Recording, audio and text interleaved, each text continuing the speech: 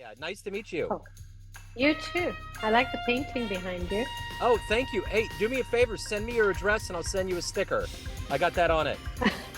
Okay, fair So, enough. It's in Dubai, but yeah, if you're happy to send mail oh, to Dubai, I'll send uh, you. yeah, I would love to send a parcel to Dubai. I've never had before. It'd be a great thing. Okay, okay, for sure. So that answers that question. How's Dubai today? Dubai was warm and humid and muggy. I can't Okay, say wonderful. So okay. it's still, you sort of think 1st of September onwards, the weather should break and it should become a little bit cooler. But that's not quite the case. It doesn't cool down till sort of October-ish. Okay, So we're still in the 38, 40, 42, 44 degrees gotcha. and roasting. So yeah. Yeah, I'm in Kansas City, so we're in the same boat. I mean, it's a little cooler today. Ah, okay. Okay. Yes, but it's still the same thing. Like we have Indian Right. summer a lot, so and I'm part cat. I love the heat, so I'm fine. Okay, Yeah, fine. Fair enough. I prefer the heat over the cold for yeah, sure. Um, but some days it would just be nice to go outside for a walk, which you can't at the moment. yeah. Yeah, I Yeah. understand. Well, it's great to meet you. And what I would like to do before we get into your life and your careers to cover what we've lived through the last 3 years with COVID. How did you get through that time period and how did it change you? Uh, Interesting question. How did I get through? Literally knuckle down. We were told we had to stay in, sort of the country sort of implemented a lockdown, if you like. It was fairly strict. If you needed to go to the grocery market, you had to sort of go online and seek a time slot to be allowed to go out. I did a lot of online yoga, I will have to say, to keep me sane. So I'm sitting at my dining table, and this part is home and that part is office. And I would swivel my chair from my office to the home part to have a meal and then swivel back. Um, it was like now you sort of think it went by so quickly, but it wasn't that quick. It was a Right. really extended period of time. Luckily, my children who were at university in the UK, I managed to get them back in before the country locked borders. So I was very grateful to have them with me. Um, but I was fairly, like, I wasn't one of those very neurotic people about, gloves and groceries and don't bring them in and wash them outside and all of it. That wasn't me. Sensible, you come in from outside, you take your clothes off, you have a shower, you bring in groceries, you wash them out. Sensible stuff, but not some of the stories I've heard. Did it change me? I think I'd like to say change all of us, but what it does, it brings it down to very basic grassroots. What's important to you? When the borders were locking, my only consideration were my kids with me. So it's your immediate family. You want to be close to them. And I think what we really saw in Dubai is because 80% of the population is expat. So they're living away from their families, and everyone just sort of, the floodgates, everyone wanted to get to whatever they call home and wherever their immediate family was as quickly as possible before they either got locked in or locked out, whichever the case was. So I think it made people realize, we take this very global, everything's just a flight away scenario for granted, but when it's not available, then you realize, okay, I'd rather be closer home. And a lot of people made that choice to leave Dubai, to go back to home, to lead simpler lives. I think it was the simple pleasures that became more front and center, I feel. That would be my take on life. So let's get to the essence of what you do for a living. I want to put you in front of a bunch of grade school kids, third graders. One of the kids looks up and says, "Hey, what do you do for a living?" How do you answer that child? Um, I work in a bank. I work in the financial services. So it's kind of for the child. If you go to school, someone pays your school fees. We pay that with money. It's where your parents would keep your money. I look after a team that helps make sure we do the right thing. So in the bank, there are rules. In any place, in school, there are rules. We just make sure that the people who are out there selling or meeting customers are doing the right thing. So we keep the bank, the risks at bay. So what did you want to be in the third grade? What was your dream to grow up and become? I wanted to be a doctor. Okay. That's a really good question. I actually wanted to be a doctor. So I studied biology. So in India, when you're growing up, you didn't have very many choices a long time ago. You either did the sciences or the arts. Sciences was for those who wanted to be doctors or engineers, architects. That's the hierarchy of, the career professions an Indian parent will choose for their child. So doctor, engineer, architect. And if you did the arts, there weren't very many choices. You either became a teacher or, if it was a lady, invariably the thinking was they might get married and not utilize their education to the same extent gentlemen might. Um, I'm not condoning it. I'm just saying how it was at the time. So I did science and I did biology because I wanted to be a doctor. And also my maths teacher wasn't very nice to me. So I was like, I'm not doing maths. And then Yeah. I end up in banking. So yeah. I'm always intrigued by the Indian culture. I love the theology and the drive and what is that? It's not it's like you said, there's not this drive to be a laborer or be in a blue collar profession. It's always higher up.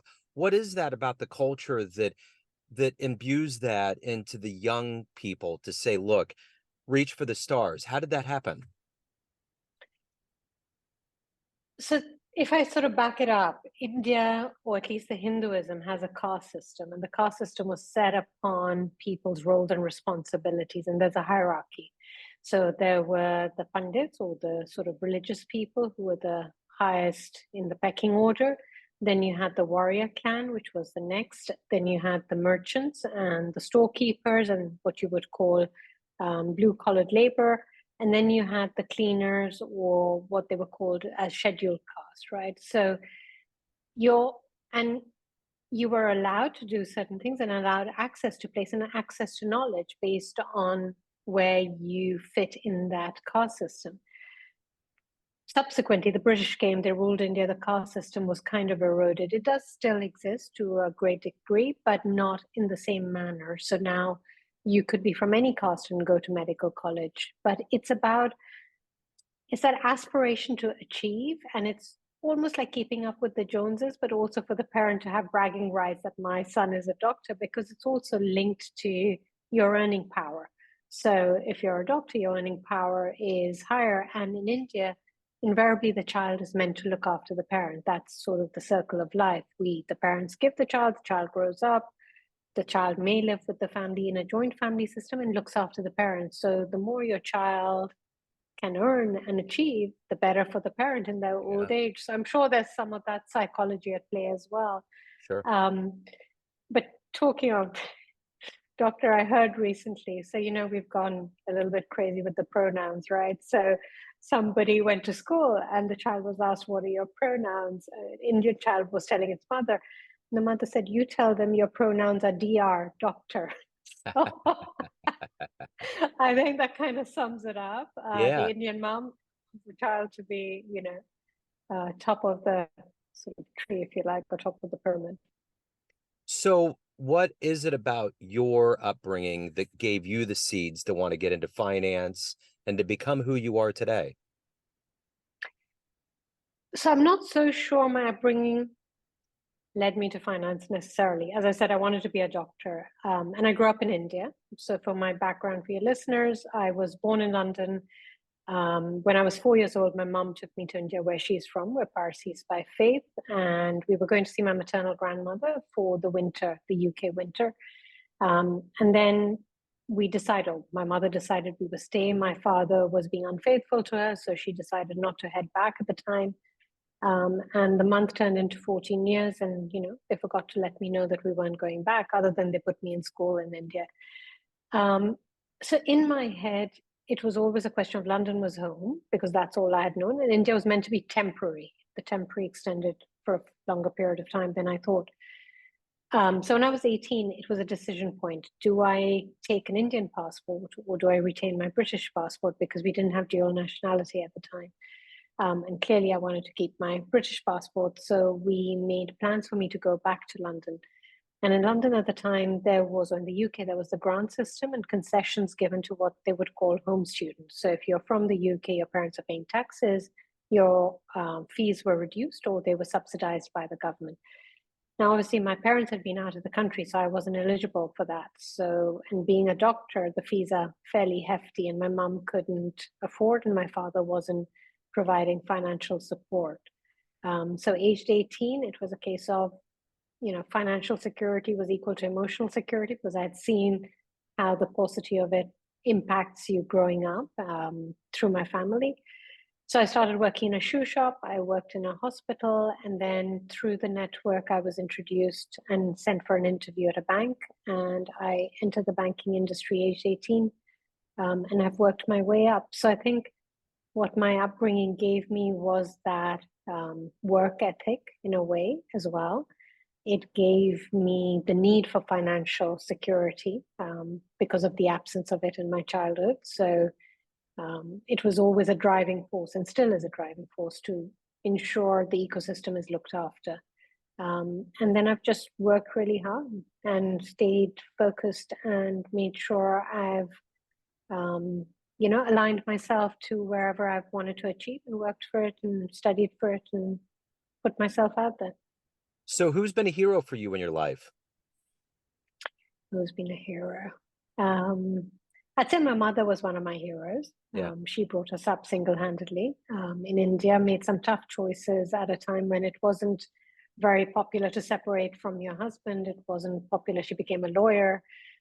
She used to walk around town in sort of trousers, smoking a cigarette, which today is very commonplace, but 50 years ago in a small town in India was not. Mom was a hero. A couple of my bosses, male bosses, actually champions more than heroes. They put my name forward for roles that felt like a little bit of a stretch for me at the time. But I, came good and I hopefully made them proud. And they gave me some of my biggest breaks. So some heroes through working. And then just life in general, you come across all sorts of people who surprise you when you least expect it. So if you could meet anybody alive on the planet right now and spend some time with them, who would it be? Hmm. So through the book publishing, and as I started on these podcasts and meeting all you people, I've got a team helping me with the promotion of the book, a team called Press Teamly. They're these two ladies who run a boutique firm. And when I started on the podcast, I was like, do I need any media training? Just in case Oprah calls me and wants to speak to me. So I kind of feel I have to say Oprah because I was like, I'm fairly sure I need media training. And they were like, no, Farah, you'll be fine. So yeah, I'll go with Oprah. Okay, she's number one all the time, for sure. Yeah, I'm curious, what is the best thing about living in Dubai? the best thing. I'd say the sunshine Yeah, is the best thing.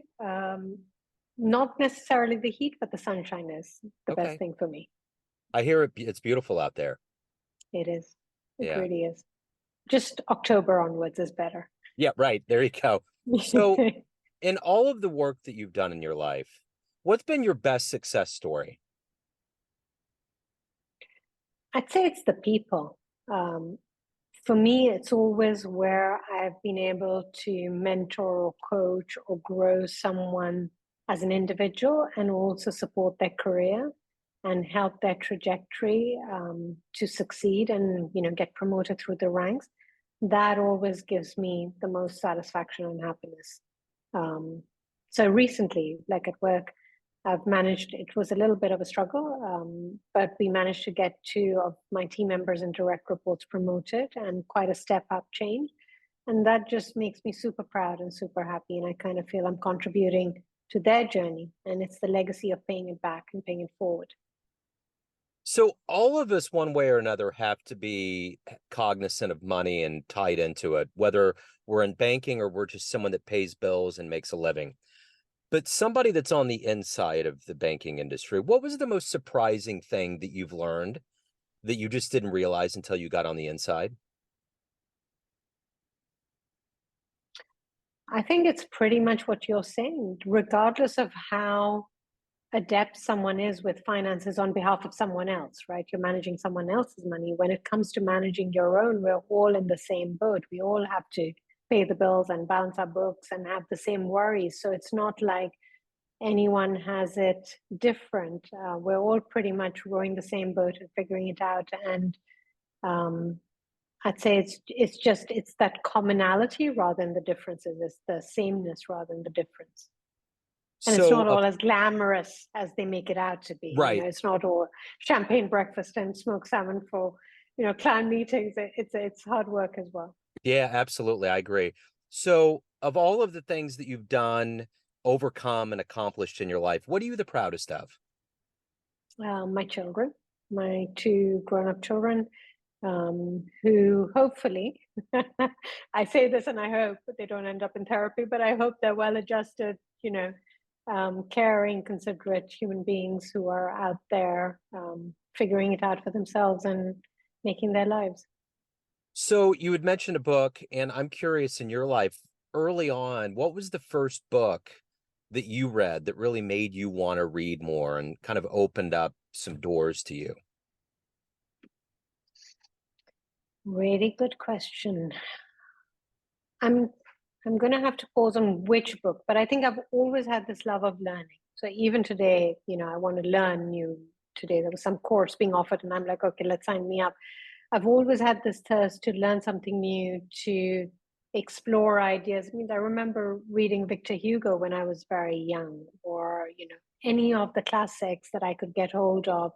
Things like Wuthering Heights or the Bronte sisters, or any of their Jane Eyre. All of those classics were read and devoured. And my grandmother was she used to teach. She was a teacher previously, so she was always encouraging me to read. And at school, we had a great library and I had access to books. So I've always loved reading. And to today, I enjoy reading. I enjoy the thought provocation that comes of it. You read something, it means you stop and think about it and think, okay, do I really believe that? Or how does that work? Or how do I relate to that? So, yeah, Yeah. really enjoy reading. So, let's say you have a dream tonight. You run into a 20-year-old version of yourself, and you could give that young version of you a piece of advice based on the wisdom you gained in your life. What would you tell that young version of you? I tell that young version of me it will work out and don't doubt yourself so much. Because if you can imagine, age 4 into India, so it's displacement. Where do I belong? Who am I? In India, I'm not very Indian. In England, I'm not very British. It was a struggle with self-esteem. It was always the sense of I didn't have a degree, I didn't have an MBA, I didn't have, any of those qualifications that, any job application will leave you a whole A4 page to fill in with. So there was always that sense of self-doubt, self-deprecation, which is, partially you disguise it with humor, but it was always, would I, get to wherever I wanted to get to? And you don't even know what the destination is, but it's kind of, will I be successful? And successful can be measured in so many different ways, but it's a measure of, can I support myself? Can I be financially independent? Can I make choices for myself? It's that independence, especially as a female, without wanting to make it all gender specific, but there is that extra sort of hurdle one has to cross to become financially independent, to make one's own choices without the voice of a father or a husband or any male figure around. So those were things that I don't know as a 20-year-old I might have even imagined that I could achieve. So I would definitely give her a big hug and say it's going to be okay and have faith in yourself. So, as someone that's obviously curious and, you know, ready to learn, I'm curious if you could view any event that happened in human history with your own eyes, what would you love to have witnessed? I think because I grew up in India, so I'm going to relate this back to that. I grew up in a town called Lucknow. In Lucknow, in 1857, there was a mutiny against the British. The British say it was the uprising. We call it the mutiny, two different versions of the same story. But that entire period of the British Raj in India, because it informed so much of what India is about today, and then how we sort of gained our independence and the British left India. I'd love to have been around at that time and see what was going on and how India was coming into its own and the uprising and just the whole freedom movement. Yeah. So everyone out there has a perception of you, family, friends, clients, colleagues. but you ultimately run the show. What's your perception of you? Who do you think you are? I'd like to think I've brought it all together, right? Means I know that different versions of you might be a little more serious at work. I might be a little more, chilled outside. What's my perception of me? Okay, I mean, as a slight introverted personality, it's very hard not to toot one's horn. But I'd like to say I'm quite funny, though my humor errs on the British, witty, dark humor side sometimes. I'm kind and I'm considerate. I love the arts. I'd like to say I'm a really good friend, and hopefully a good colleague and good coworker, That's and a great hopefully a good mix. parent. Yeah. Yeah, for sure. So if anyone out there wants to learn more about you, get in touch, anything about your world, where can they go?